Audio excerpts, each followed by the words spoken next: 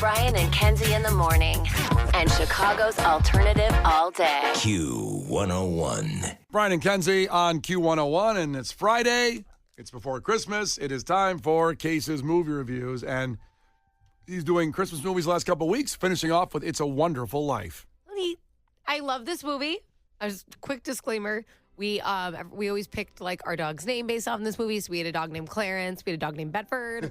Our Christmas village is It's the Wonderful Life building. So my whole family, I'm looking right in Case's eyes. Well, let me move this microphone. It just means a lot to the whole family. So I hope you liked it. I'm very excited. Now, I want to say before you answer, don't be intimidated by her. Give the honest opinion you want to give on the movie. Like you always do. He's never looked angrier at me. I don't know why. I said nothing mean. I was just letting you know. Well, he looks disgusted by what I just said. If you're new to the show, Case is 25 years old and up until this year had not seen many movies at all, only a couple. And now he's seen all the big blockbusters because I got tired of quoting movies and he didn't know what was going on. Now he's a richer person for seeing Pulp Fiction and Point Break and Varsity Blues and... I love the movies that you pull every week. I never know which ones you're going to say. Because you've done Shawshank Redemption, some of the biggest movies of all time. Also, richer in spirit, not financially. Well, maybe because you're a richer person, the money will come. Alamo Drafthouse. I'd love to do live screenings there. Let me know. Let's I'm go. available. That'd be fun. It would be very fun. They have Are great we chicken just pitching tenders. stuff on air now? Because Yeah. I have some stuff I would like to do. Yeah. Go in with your pitch. No.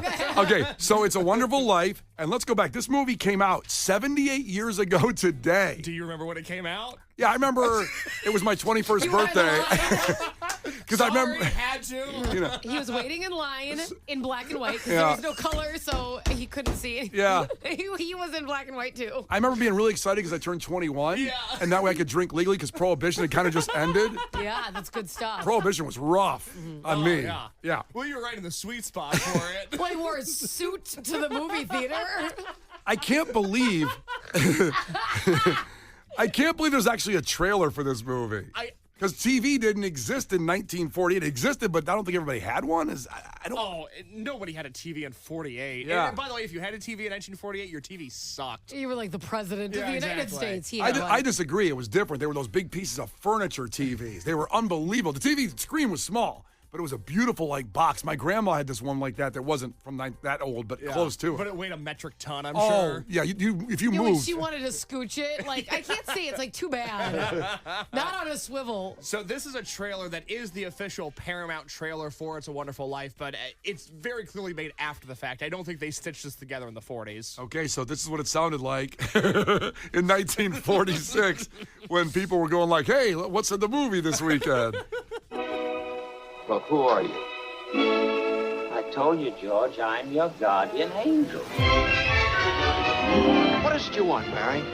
You want the moon? Just say the word and I'll throw a lasso around it and pull it down. Welcome home, Mr. Bailey. Sentimental hogwash. I wish I had $1 million. Hot dog! Mr. and Mrs. Martini, welcome home. This is what I wished for.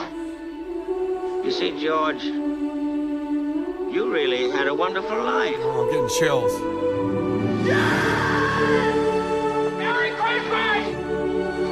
Look, Daddy, teacher says every time a bell rings, an angel gets his wings. That's right. That's right. Kenzie's crying over there. It literally makes me really emotional. I love it. Well, the message of the movie, and I'll let Case give his interpretation of it, but the message is so wonderful, especially at the end, that if you have friends and you're loving person, that's the way to be richest in the world, where his whole point was he needed money and wanted to go travel the world and adventure, but instead he had to stay home with the old building alone. His dad screwed it up, and then His dad screwed it up by dying. Effort. he had a plan to go to college and go overseas. He never did anything his whole life. He never got out of the city. He never got rich, but he had a rich life. But I don't want to get too far into it. Case, you saw the movie. Tell me what you think of It's a Wonderful Life. Well, let me start with a question. Kenzie, movie means so much to your family. What? What are you going to do? What do you like about the movie? Clarence is my favorite character. I love him, and I get it. I get what's going on. It would be hard to be an angel. I think it'd be really hard. It'd be hard to be an angel. That's a stressful job. Everyone's expecting perfection 100% of the time. I think it's a really beautiful message about life. I don't want to say. It's hard to say, oh, it's realistic because, obviously, besides the angel, intervening and stuff. But I think that it's so relatable, and it's a way for all of us to have a rich life. And I think we can all relate to being really, really down and low like that. I think we're all, if you haven't had that moment, you probably will. Not that I wish it upon you by any means. But I think that is probably one of the most relatable messages, and, how we can all end up feeling grateful for what we have, because it doesn't happen enough. We don't all feel grateful as often as we should. And it's usually something horrible that happens where you're like, well, my life actually was a lot better yesterday, and I didn't realize it. And I think that's a really important thing to remember. And there's not a lot of things in life that remind you of that. That's really well put. Thank you. That's really well put, because this movie that's 78 years old is relatable today. Without question. When you're losing it, all of us this year had points where you're losing it, money, huge issue. And then you go, well, let's be grateful for what I have. And you realize, hey, I got it. You see, George, you had it pretty good. Yeah. That's what Clarence said. Well said. Okay, Case, no. There's Case to destroy it, probably. Punch me in the face. Like, hey. That's what I thought about it. Well said. I think you hit on something absolutely true. This movie is a great way to remember that you should be grateful. For me, watching this movie for the first time last night, it made me grateful that I don't live in the 1940s because Good Lord, did it seem like it sucked. How could you say that about that beautiful little town? I'm not a small town guy. Of course. More of a big city slicker, Sure. if you don't mind. Yeah. Here's what I loved about this movie. There's a few different things that it hit on that I love. One, Potter, the character of Potter, the evil bank guy. Love him. I love how you love the evilest person in the movie. Because he reminds me of the mayor in Jaws, who was also my favorite part of Jaws. He's like the financial version of that, where he's just, he's so cold and he's so mean. And that is a level of meanness that I hopefully will never be. But God, do I appreciate it when I see it from a distance. So my dad wasn't a very sentimental guy. And when something was getting sentimental around it, I would always do it to show. I'd go, sentimental hogwash. That's awesome. I'm going to start using that. By the way, fun fact you may not know. Okay, hit me with the fun fact. So that actor's name, Mr. Potter, who played him, is Lionel Barrymore. Oh, I know that name. That is Drew Barrymore's grandfather's brother. Granduncle. Wait.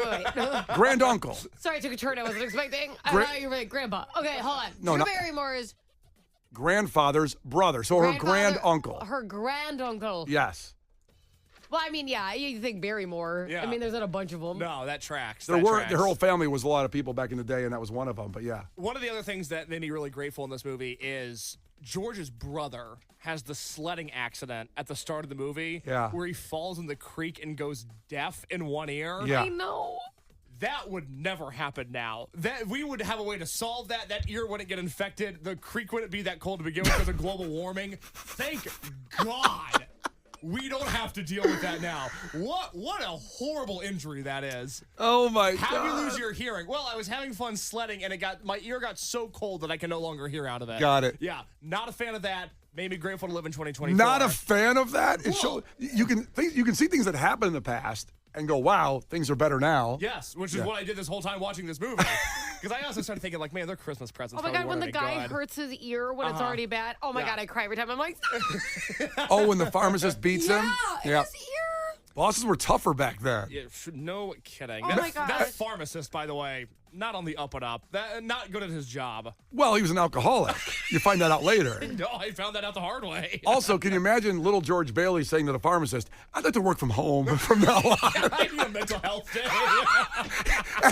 After you slap the crap out of me, I need a mental health day. Listen, he needed an actual health day. His ear was bleeding. It was an actual injury. It wasn't even mental. I need a physical health day. Yeah, not good. My other favorite part of this movie God. is towards the end when George has his freak out when everything starts going wrong. Yeah. I've always wanted to do that. And a lot of people have thought that I've been on the brink of having a complete mental breakdown for a long time now. Yeah, But facts. He lets his family have it. He lets his kid's teacher have it. He lets the whole town have it. I love it. That had to feel so good to let out. When he called the teacher for not letting his little girl go home without a coat. Let me get on the phone with her. What kind of person are you? Letting a little girl walk out there in the cold without a coat on. Can you imagine also yelling at somebody with a phone like that where it's the two-piece phone? You got to speak into the speaker. That's rich. That's power. Yeah. Oh, Well, that's when you used to be able to hang up good. that's right. Yes. Now you're like, damn it. You're so right, Kenzie. As a society, we lost the ability for a powerful hang-up. Yeah, where you know the door slam of hang-ups, we have lost. That's so right. Stupid.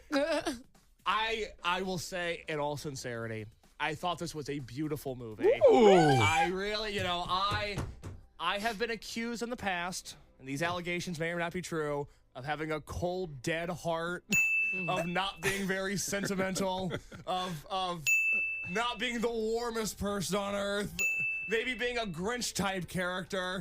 Not someone that loves the holidays. Not Or somebody anything. Not somebody that loves anything. There's no but on this. These are all true. This is Are you. you noticing you're getting no feedback from us? We're like, yes, go on. Continue. All of that is true, but I found this movie to be quite heartwarming, and I hope that as we enter this holiday season, I know it is rough for a lot of people out there. I have my own struggles during the holidays. Spend some time with people you love. Find some people to love, whatever it may be. Merry Christmas to everybody, and go watch It's a Wonderful Life. It's a really nice movie. Wow. Before you give your rank, I gotta say Nick checked in from Mundelein, and he loves the best part he loves, which is the character Nick, which I love. Thank you, Nick from Mundelein, for checking in.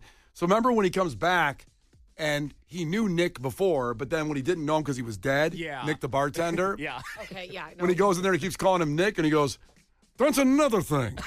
How do you get off calling me Nick? I don't know you. Hey, that's it. You two pugs out the door through the window." I love Nick the bartender. God. And then he goes to the cash register with the bell. He goes, "Get me. I'm making wings." And it's going ding, ding, ding. Of course, your favorite character is the bartender. Hell yeah. You just always veer towards them. Imagine Brian leaving the theater that night because he was at the premiere of this movie, just quoting that over and over again. I know. I gotta see. And then somebody cuts him off, and he went, "Oh." You know, Nick, the actor that played him, lived to 1997. Oh, good run. He lived to 89. Nick the bartender. Wow. It's a shame I couldn't share any time on Earth with him because I was born in 99. That's too bad. You missed out. I would have loved to have met him. To have met him. Okay, so what are you going to rate this movie as? Like, Got it rated out of Angels, right? Yeah, I think so. Yeah. This is a healthy 7.5 Angels out of 10. It warmed my cold, dead heart. Wow. I hope everybody has a Merry, Merry Christmas. Oh. Brian and Kenzie in the morning. And Chicago's alternative all day. Q101.